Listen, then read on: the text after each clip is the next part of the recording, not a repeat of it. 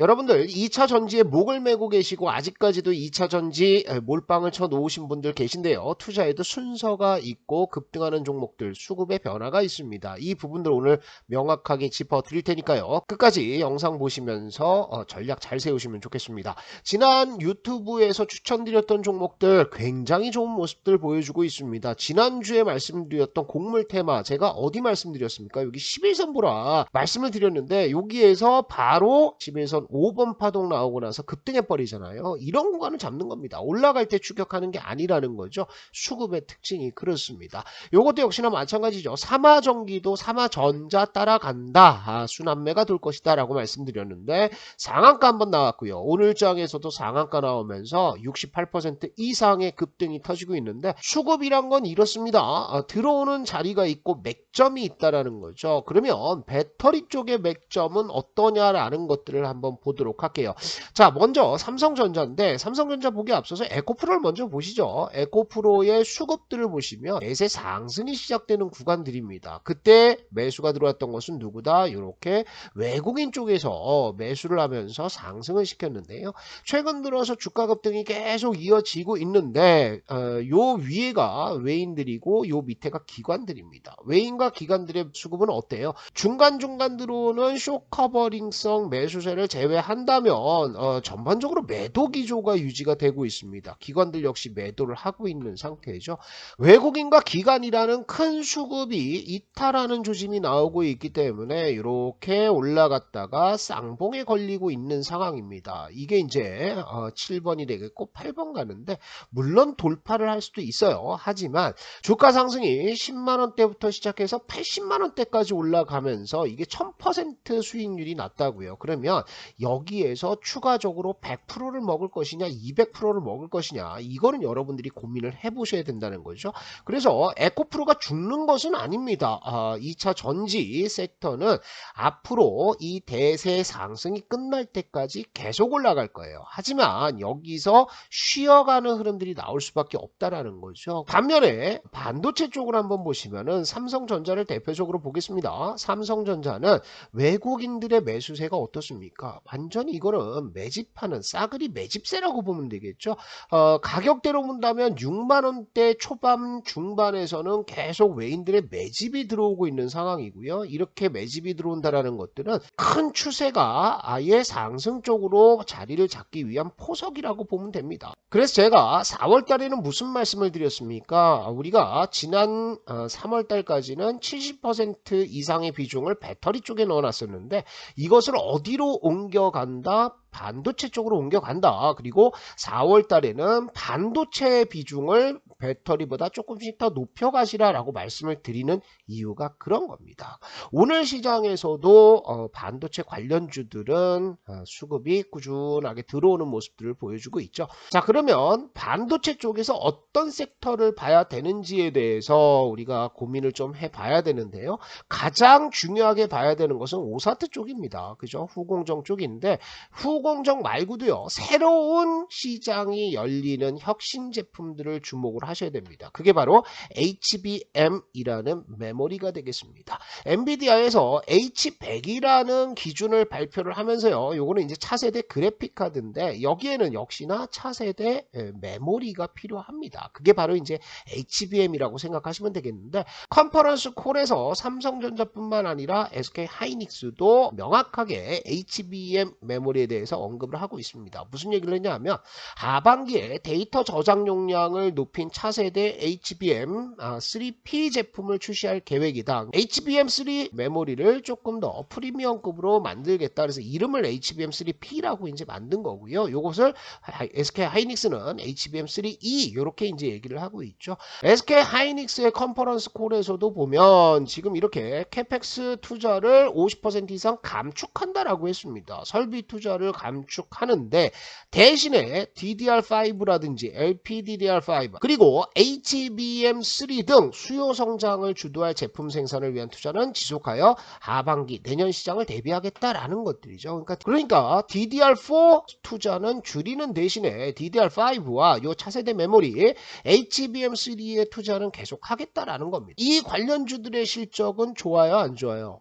훨씬 더 상대적으로 좋아질 수밖에 없겠죠. 그래서 봐야 봐야 되는 겁니다. 자, HBM, 하이 밴드위스 메모리라는 것들은 무엇이냐면요. 고대역폭 메모리로 이게 TSV 기술이라는 것이 요즘에 새로 나온 공법이라고 보시면 되는데 처리 속도를 혁신적으로 끌어올렸고요. HBM2는 기존 DDR3 대비 256GB 이상의 고속력 저전력 제품인데 이게 HBM3로 넘어왔죠. DDR4, 5로 들어오면서요. 그래서 이렇게 만든다는 겁니다. 요 SoC라는 것이 시스템 온 칩이죠. 그래서 여기서 여기에 그래픽 카드라든지 CPU를 붙여놓고 여기에 메모리를 같이 기판에 붙여버린다는 거예요. 프로세스의 병목 현상을 제거를 하겠다. 요 공법입니다. 이게 이제 TSC 공법이라고 볼 수 있는데 이런 식으로 메모리를 쌓아놓고요. 여기에다가 이렇게 구멍을 수직으로 뚫는다는 거죠. 총 2024개 정도의 구멍을 뚫어가지고 여기에 예를 들어서 이제 엘리베이터를 이렇게 놓는다고 생각해요. 그래서 정보가 이거를 통해서 빠르게 왔다 갔다 할 수 있는데 요 기술도 굉장히 중요하고요. 이런 식으로 GPU나 CPU 옆에다가 이렇게 메모리를 붙인다. 그래서 더 작아진 것으로 더 높은 효율을 낼 수 있다라는 것들이죠. 이게 실제로 엔비디아 GPU고요. 요 옆에 이렇게 HBM 메모리가 붙어 있다라는 거예요. 앞으로 대세가 될 가능성들이 많습니다. 대부분 이렇게 넘어올 거예요. 그리고 서버 투자가 아직까지는 집행이 되지 않고 있는데 서버 투자가 2분기 지나서 3분기 이후 본격화된다라고 한다면 이것은 뭐 완전히 날아갈 가능성들 있어 보인다라는 거죠. 그래서 이 관련주들을 좀 보자 라고 말씀을 드리는데 자, HBM 관련주들은 이렇게 많이 있습니다. 그런데 항상 제가 소개를 시켜 드리면서 순서를 정해 드리죠. 그래서 이제 파동에 입각해서 순서를 정해 드리는데 지금 매수할 종목들이 있고요. 지금 매수하지 않고 아주 한참 기다렸다가 후발로 따라가는 종목들이 있다라는 겁니다. 그거는 이제 파동을 보면 여러분들이 알 수가 있는데 제가 지난주에 AI 관련주들 소개를 시켜 드리면서 살만한 종목이 뭐가 있다? 이스트소프트라고 말씀을 드렸습니다. 셀바스 AI가 그동안 대장 역할을 하기는 했지만 얘는 이게 파동상 본다면 아직 급등의 준비가 되지 않았다. 그래서 셀바스 AI가 대장이라고 얘를 보지 마시고 뭘 보시라 말씀드렸습니까? 이스트소프트를 보라고 말씀을 드렸죠. 그랬더니 이스트소프트가 어떻게 됩니까? 상한가를 찍어버렸습니다. 물론 상한가 붙지 못하고 내려오긴 했는데 어제장에서 뭐 30%니까 굉장한 수익들이 좀 나온 거죠. 이런 것들은 뭘 보고 할 수 있다? 이렇게 급등주 파동의 생해주기만 알면 여러분들도 할 수 있습니다. 어렵지 않아요. 그래서 이 종목들 중에서 어떤 종목들이 먼저 순서가 오는지에 대해서 제가 정리를 좀 드리도록 하고요. 요 파동만 알게 된다면 특히나 뭐만 보라 그랬어요? 여러분들 초보분들은 4번만 보시라. 아주 명확하게 신호가 나옵니다. 그죠? 그래서 우리 강한주식연구소 어플의 추천주들도 여기에서 나가는 거예요. 포스코 퓨처엠도 여기서 시작하는 거죠. 여기 4번 나오고 나서 완전히 급등하면서 100% 수익이 나왔습니다. 대형 주식 100%로 먹는 거 쉽습니다. EM 플러스도 똑같이 4번 자리입니다. 그죠? 이 자리에서 나와서 200%의 수익이 나왔고요.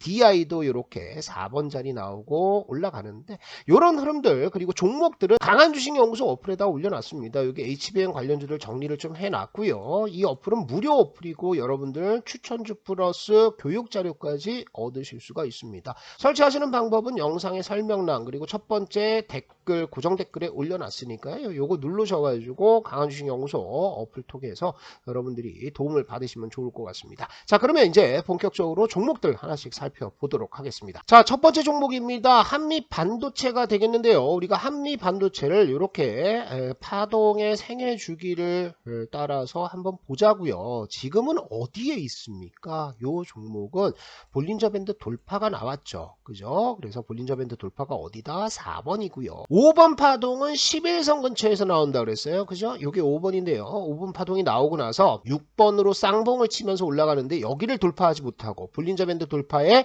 실패한다 그러면 어디로 간다고요? 21선 근처에서 박스권. 그리고 나서 다시 이렇게 올라가는 7번 구간들이 나온다 그랬잖아요. 여기 7번이고요. 지금 다시 볼린저 밴드 돌파 나오고 있습니다. 그게 어디다? 8번. 그러면 얘는 돌파 나오고 안착하는 구간에서 매수합니까? 안 합니까? 얘는 매수해야 되는 거예요. 그죠? 그래서 한미 반도체는 여러분들이 지금 봐야 되는 종목 중에 하나다라고 보시고요. 이오 테크닉스 보시면 이거는 몇 차례 제가 설명을 좀 드렸습니다. 이오 테크닉스는 몇 번 진행하고 있겠습니까? 여기 볼린저 밴드 돌파 나왔죠. 이게 4번이고요. 그죠? 그죠? 그래서 5번 갔다가 6번 갔습니다. 그죠? 똑같습니다. 6번 갔다가 이렇게 내려와서 7번 구간들 여기에요. 요게 이제 7번 나왔고 8번 진행 중이죠. 그러면 얘가 8번이 급등해서 전고점대를 돌파한다. 그러면 눌러주는 구간에서 사서 대세 상승으로 가는 겁니다. 사야 됩니까? 네, 사야 되는 거죠.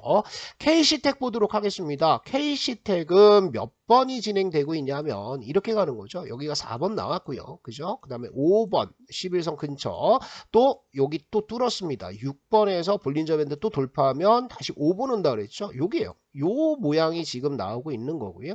얘가 올라갔다가 쌍봉 치고 볼린저 밴드 돌파 못하니까 어디로 내려왔어요? 여기 7번 가고 있다고요. 7번. 그죠? 그런데 7번에서 약간 느낌이 안 좋은 건 뭡니까? 여기에서 박스권을 잡았어야 되는데 이 전저점을 한번 깨죠. 그리고 나서 여기에서 또 자꾸 아래 꼬리를 달고 있습니다. 그러면 얘는 지금 삽니까? 안 사죠. 왜 안 삽니까? 이게 박스권 흐름이 되지 않는다. 지지 흐름들이 나오지 않는다라고 했을 때는 이렇게 되는 겁니다. 이거는 몇 번이에요? 1번이죠. 계속 역배열로 반등 나올 때마다 밀리고 나올 때마다 밀리고 하는 게 1번 구간입니다. 그래서 1번으로 들어갈 가능성들도 있어요. 그래서 캐시텍 본다 안 본다? 아직은 기다린다라는 겁니다. 그러면 정확하게 전략들이 좀 나오게 되겠죠. 오픈 엣지 테크놀로지 얘는 이전에 여기까지 나왔어요. 그죠? 요 흐름들이 어떻게 나왔는지를 볼게요. 그러니까 대세 상승이 한번 끝났다라는 거죠. 자, 이게 1번이 터졌고요. 역배열 구간 전저점 깨고 볼린저 밴드 깨죠. 그 다음에 2번 나오고 3번 이렇게 수렴했고요. 볼린저 밴드 돌파하는 구간부터 4번 나와서 요게 가다가 눌림목 주면 어디에서 온다? 11선에서 사면 된다. 그래서 또 돌파했습니다. 볼린저 밴드 돌파 또 나왔죠. 그러면 5번 나온다는 거예요. 또 요게 아까 말씀드린 요 구간이죠.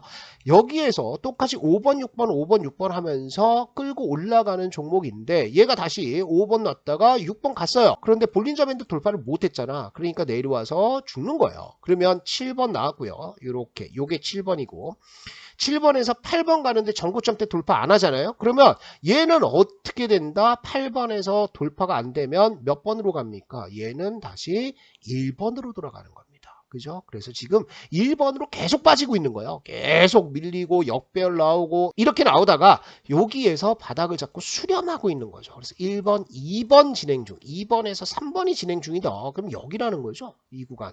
그러면 여러분들은 요거는 관심 종목 등록하는 겁니다. 그래서 어디에서 들어간다? 21선 돌파해서 안착하고 이렇게 추세가 만들어진다든지 아니면 볼린저 밴드를 돌파하는 것을 확인하고 들어가면 새로운 시세가 나올 수 있다라고 봐야 되겠죠. 자, 유니셈은요. 아까 말씀드렸듯이 요게 4번 나왔죠. 그리고 나서 5번 나오고 6번 나오는데 볼린저 밴드 돌파 못했습니다. 쌍봉 쳤죠. 그리고 나서 내려오는데 얘는 7번도 못 만들었어요. 무너졌습니다. 그러면 얘는 몇 번이다? 1번. 본다 안 본다? 안 보는 거예요. 왜 안 본다? 여기에 물려있는 물량들이 너무나 많습니다. 차이점을 보신다면 이 오픈 엣지 테크놀로지는 급락하고 볼린저 밴드 이탈하는 구간 이후에 거의 한 달 넘게 조정을 받으면서 일단은 물량 정리가 끝났다고요. 그런데 유니셈 같은 경우에는 아직 2주밖에 되지가 않았습니다. 생생하게 매달려 있는 손절 물량들이 많다라고 보시고요. 윈펜 역시 보면 안 되겠죠. 유니셈하고 똑같아요. 전저점 때 계속 깨고 내려오고 있습니다. 이거 봐야 돼요? 안 봐야 됩니다. 여기 물려있는 사람들 너무나 많습니다. 자, MK전자는 보세요. MK전자는 파동이랑 비교를 해보시면 얘는 여기까지 다 나온 거예요. 10번까지. 자, 여기 4번 나왔죠. 볼린저 밴드 돌파 나왔고요. 11선 오니까 5번 나왔고 다시 6번 나왔는데 볼린저 밴드 또 돌파. 그러면 5번에서 사면 그죠? 11선에서 사면 먹는다 했죠? 정고점대를 돌파하지 못했습니다. 그러니까 내려온 거예요. 내려와서 여기서 7번 나왔고요. 7번 나와서 정고점대 가고 돌파. 여기서 돌파 나왔죠? 돌파하고 나서 안착하고 10번까지 쏘고 나서 죽는 겁니다. 그러면 이렇게 파동이 아주 큰 파동이 하나 사이클이 지나갔는데 바로 땡긴다? 쉽지 않겠죠. 그래서 MK전자도 쉬는 구간들이 필요하다. 그러면 관심만 등록해 놓고 아직은 매수할 때 아닙니다. TFE 이거 지금 매수할 수 있어요? 매수 못합니다. 매수해서는 안 돼요. 얘를 V자로 땡긴다? 어마어마한 호재가 나오지 않고서는 이 매물대를 이겨낼 수가 없다라는 거죠. 미래 반도체도 역시나 마찬가지죠. 얘도 1번 구간 들어갔습니다. 1번 구간이 어디냐면 여기에요.